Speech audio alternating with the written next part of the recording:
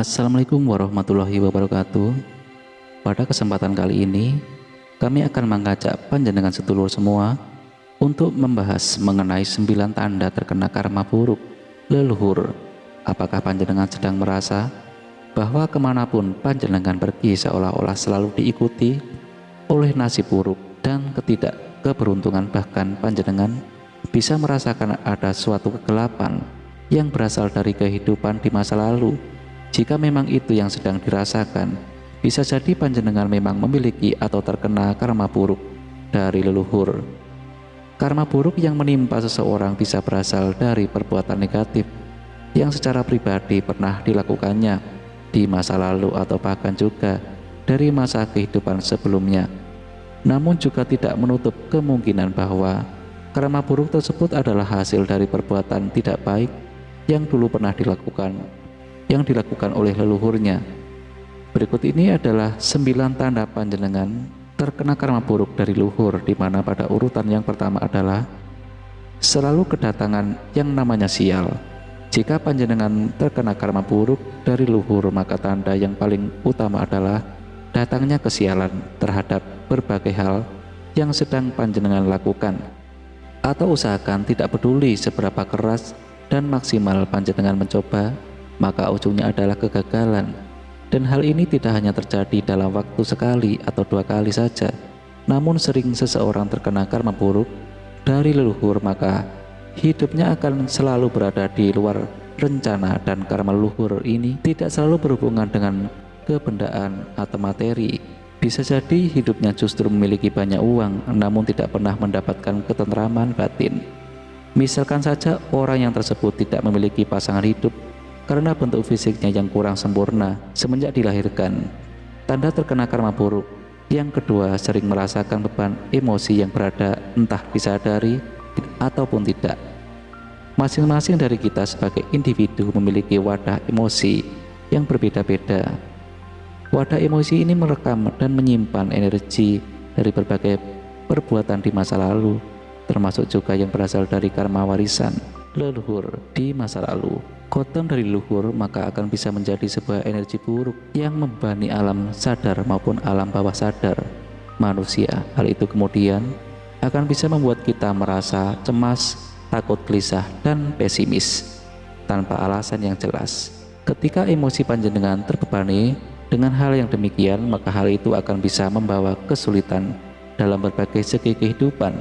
Bahkan parahnya juga akan bisa mengundang dan mendatangkan berbagai nasib buruk. Contohnya adalah rezeki yang macet, juga bisa kecelakaan fisik. Tanda terkena karma buruk leluhur urutan yang ketiga adalah merasa terjebak dan macet pada suatu kebuntuan.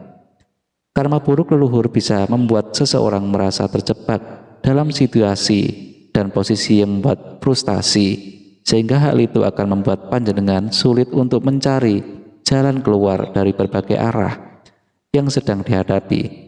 Seolah-olah semua jalan yang ditempuh selalu berkunjung pada kebuntuan yang menguras moral dan energi. Segala sesuatu yang terjadi dalam hidup kita, entah itu merupakan sesuatu yang baik ataupun yang kurang baik, bukanlah suatu kejadian yang terjadi secara kebetulan. Kejadian yang terjadi secara kebetulan saja, melainkan suatu rangkaian sebab akibat dari perbuatan kita maupun leluhur kita.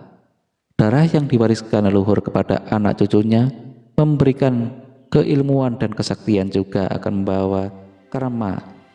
Pertanda terkena karma buruk leluhur urutan yang keempat adalah banyaknya cita-cita dan tujuan hidup yang tidak bisa terpenuhi.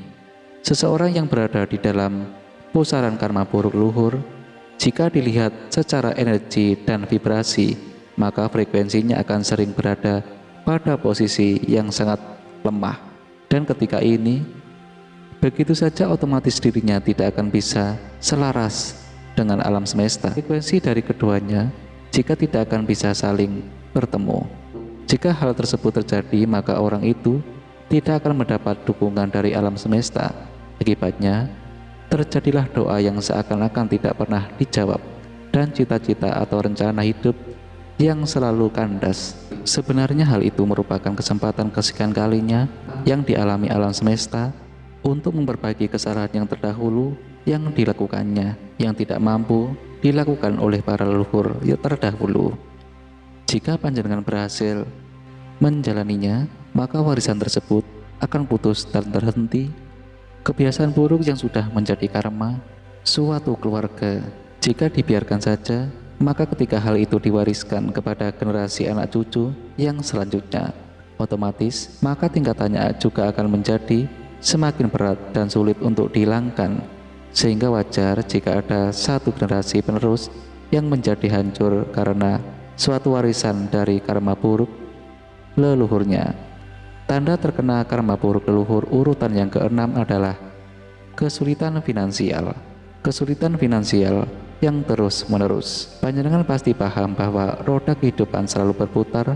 Kadang kita berada di atas, namun juga kita berada di bawah.